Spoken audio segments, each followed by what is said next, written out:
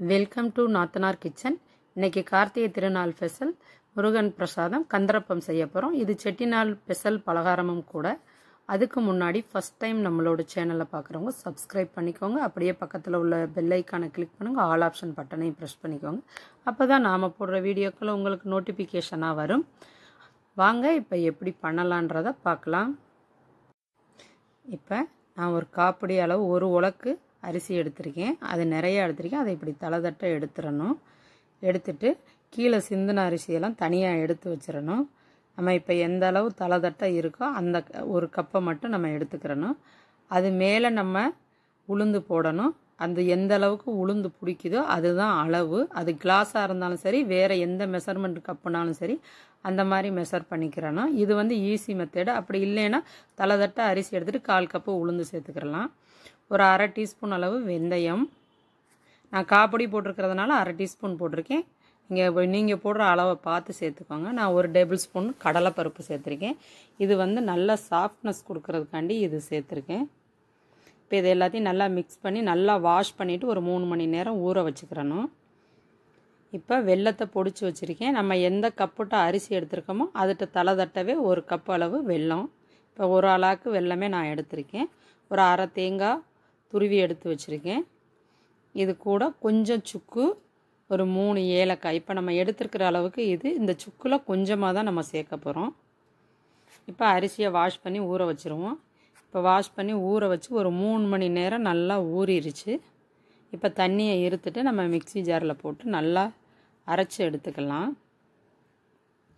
எந்த அளவுக்கு ஊறுதோ அந்த அளவுக்கு மாவு நல்லா சாஃப்டாக நல்லா இருக்கும். டேஸ்ட்டும் நல்லா இருக்கும். இப்போ இது கூடயே 3 ஏலக்காய் சேர்த்துக்குருவோம்.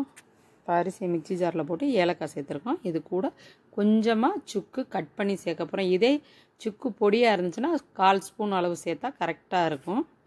இது கெட்டியாக இருக்கிறதுனால நான் கட் பண்ணி சேர்க்குறேன்.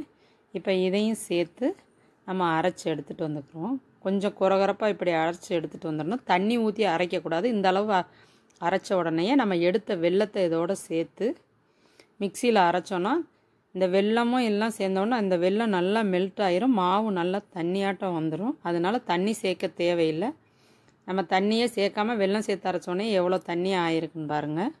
இப்போ இது கூட தேங்காய் துருவலையும் சேர்த்து நல்லா அரைச்சி எடுத்துகிட்டு வந்துக்கணும். நைஸாக அரைச்சி எடுத்துக்கிறணும். குறகுறப்பாலாம் இருக்கக்கூடாது. இப்போ நல்லா நைஸாக அரைச்சி எடுத்துக்கிட்டோம். இந்த அளவுக்கு நல்லா அரைச்சி எடுத்துக்கிறணும். இதை விட நிறையா இருந்துச்சுன்னா கிரைண்டரில் போட்டு நல்லா அரைச்சி எடுத்துக்கலாம். இப்போ வேறு பவுலுக்கு மாற்றிட்டோம். இந்த தோசை மாவு பதத்துக்கு இந்த அளவுக்கு இருக்கணும். ரொம்ப தண்ணியாக இருக்கணும். தோசை மாவு பதத்துக்கு இருந்தால் போதும். இந்த அளவு இருக்கிறது வந்து கரெக்டான அளவாக இருக்கும். இப்போ ஸ்டவ்வில் ஒரு கடாயை வச்சு எண்ணெய் ஊற்றி எண்ணெய் ஹீட் ஆயிடுச்சு. அது எப்படி சூடாகிறதுன்னு பார்க்க நம்ம கையில் ஒரு ட்ராப் மாவு எடுத்து எண்ணெயில் இட்டோன்னா அது உடனே எந்திரிச்சு வர்றது தான் அளவு கரெக்டான பதம். இப்போ உடனே நம்ம அப்பத்தை ஊற்றிட்டோம். நம்ம ஊற்றினோன்னா அது கீழே இருந்து ஒன்றா தான் இதை ஊற்றணும். உப்பி நல்லா வரும். மேலே எழுந்திரிச்சு வரும். ஃபஸ்ட்டு அடியில் பாத்திரத்தில் நின்றுச்சு. இப்போ மேலே நல்லா உப்பி வருது. இந்த மாதிரி வரும். தன்னால் வந்தவுடனே நம்ம திருப்பி விட்டுக்கிறணும். 2 புறமும் நல்லா செவந்து வெந்துடணும். மீடியம் ஃப்ளேமில் தான் இருக்கணும். ஹை ஃப்ளேமில் இருந்தால் கருகிரும். இப்போ நல்லா வெந்துருச்சு. இந்த மாதிரியே எல்லாத்தையும் ஒன்றா நம்ம ஊற்றி எடுத்துக்கிடுவோம். மீடியம் ஃப்ளேமில் வச்சு எடுத்தால் தான் உள்ளேயும் நல்லா மாவு வேகும், வெளிப்புறமும் நல்லாவே வெந்துடும்.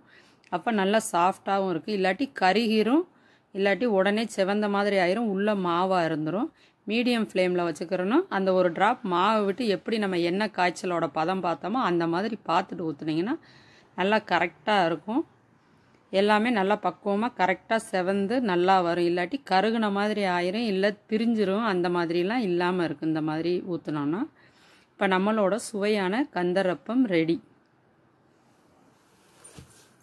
இப்போ எல்லாத்தையுமே ஊற்றி எடுத்துக்கிட்டோம்.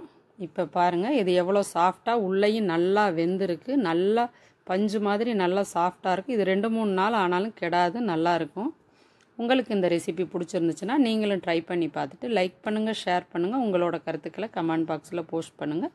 தேங்க்யூ ஃபார் வாட்சிங்.